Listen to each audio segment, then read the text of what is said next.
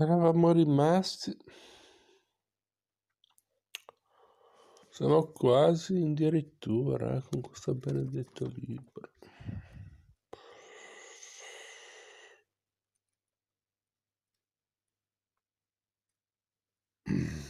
Sì, rispondevo, perché non l'hai fatto?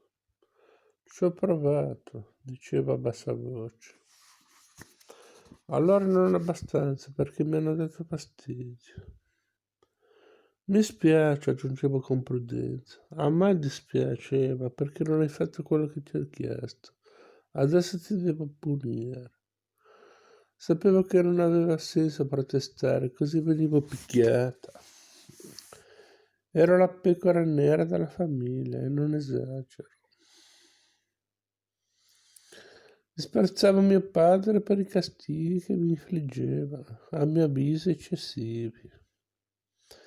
In quel periodo il mio pensiero dominante era: aspetta solo che sia cresciuta, tu sei bassa e io diventerò grande, così sarò io a picchiarti.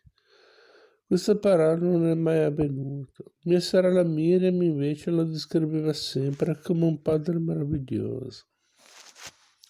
Raccontava che la prendeva in braccio e le raccontava delle storie.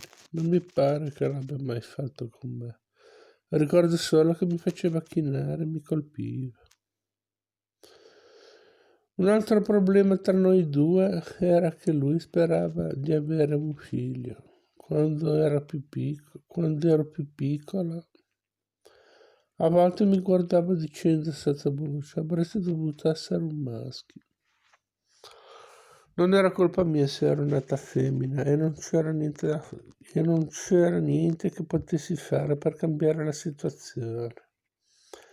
Comunque non so per quale motivo, secondo lui ero io la responsabile. Sembrava quasi pensare che in me tutto fosse sbagliato. Inoltre avevo sempre la sensazione di non valere abbastanza. Era come se dovessi sempre dimostrare qualcosa. Io però sono sempre stata convinta di essere migliore di quanto credesse. E credo tra l'altro che questo pensiero mi abbia molto aiutato a sopravvivere ad Auschwitz. Siccome mio padre era molto devoto, benediceva anche il nostro cibo. La tradizione ebraica prevede che non si possano mangiare insieme carne e latticini.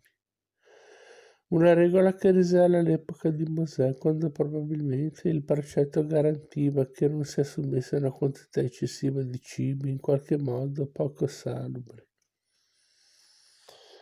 La cucina kosher permetteva di evitare questi problemi. Le norme sono tuttavia molte e piuttosto rigide.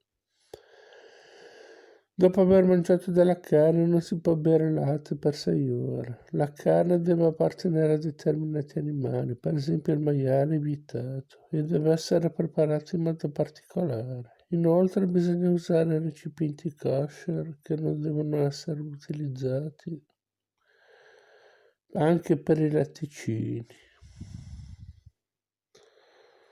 Mio padre pretendeva un rispetto estremamente scrupoloso di tutte queste regole, dimostrando la stessa rigidità che aveva riguardo alla questione della preghiera.